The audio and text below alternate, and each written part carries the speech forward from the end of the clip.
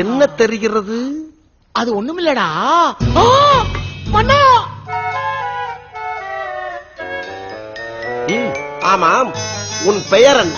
யாரங்கவாணி. வேலையெல்லாம் முடித்துக் கொண்டுதான் மேலே பார்த்துக் கொண்டிருந்தாயா? இல்லை மன்னா, பார்த்துக் கொண்டிருந்தேன்.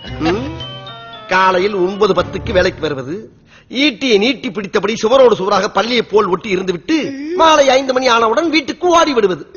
இடையில் 1 மணி நேரம் உணவு விடுமுறை வேறு. 5 அறிவு ஜீவன் போல் உங்களுக்கெல்லாம் ஒரு வாழ்க்கை.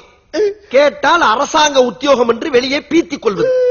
அல்லக்கை முண்டமே, ஒழுங்காய் வேலை பார்ப்பவர்கள் கூட உன்னை பார்த்து கெட்டு விடுவார்களா? மாதம் பிறந்தால் சம்பளம் வாங்கிறாய் அல்லவா? என்ன நோம் மன்னா, இனிமேல் உனக்கு வெட்டி சம்பளம் கொடுக்க முடியாது. மன்னா, என்னை வேலையை விட்டு தூக்கி விடாதீர்கள் மன்னா. அப்படி என்றால் உனக்கு ஒரு பரிகாரம். என் கேள்விக்கு விடை சொல்லு. கேளுங்கள் மன்னா. தட்டானுக்கு சட்டை போட்டால் குட்டை பயல் கட்டையால் அடிப்பான், அவன் யார்?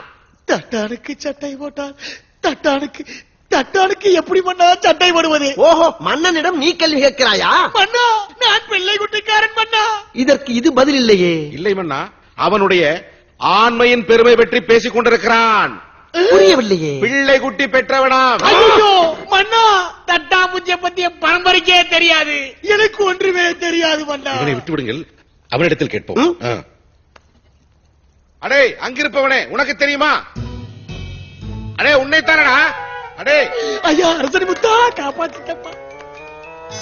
உனக்கு தெரியுமா? சத்தியமா எனக்கு தெரியாது மன்னா. மன்னா,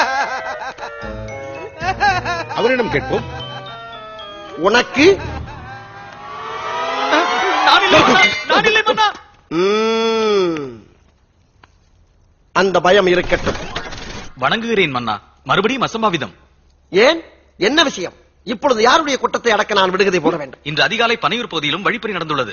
என்ன, நாம் இருக்கும் போதா? அண்ணா, ஐயோ, புலிகேசின் ஆட்சியில் கொள்ளையா என்று சொன்னேன் அமைச்சரே.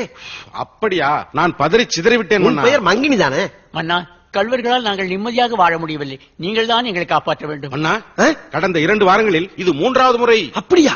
நானும் கேள்விப்பட்டேன். கரடியும் கள்வர்களும் மாறி மாறி மக்களை இம்சிக்கிறார்களே. மாமா, அவர்களை என்னிடம் விட்டு விடுங்கள். நான்